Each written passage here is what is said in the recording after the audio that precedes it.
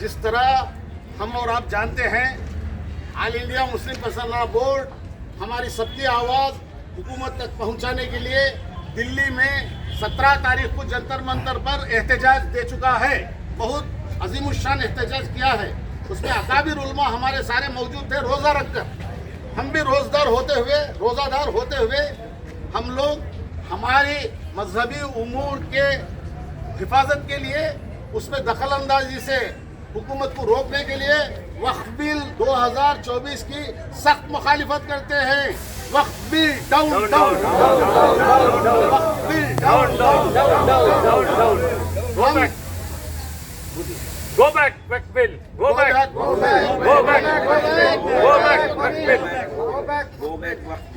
back, Waqf bill. हज़रात, जैसा कि हम सब जानते हैं, हमारा पूरा support all India Muslim personal law board को है और हम यहाँ मस्जिद सहाबा इलेक्ट्रॉनिक सिटी के सारे मुसल्लियान इकराम हम एक आवाज़ होकर हम all India Muslim personal law board को अपना सपोर्ट मुहैया करते हैं। हमारा उनके साथ ताउन रहेगा और हमारे इस्लामी क़वानीन में दखल अंदाजी का किसी को हक नहीं है।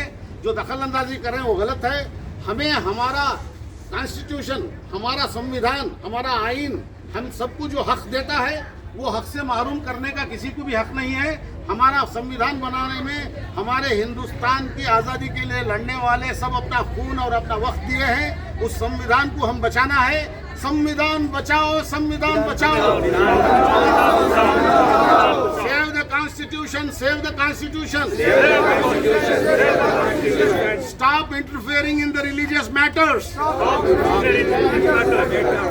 हमारे मजहबी उमूर में दखल अंदाजी करना बंद करो, बंद करो। Waqf bill down down, Waqf bill down down, Waqf bill down down. All India Muslim personal law board जिंदाबाद, all India Muslim personal law board जिंदाबाद, जिंदाबाद। हम यहाँ बेंगलुरु में इलेक्ट्रॉनिक सिटी में मस्जिद सहाबा के सारे मुसल्लियान all India Muslim personal law board को हमारा सपोर्ट पेश करते हैं।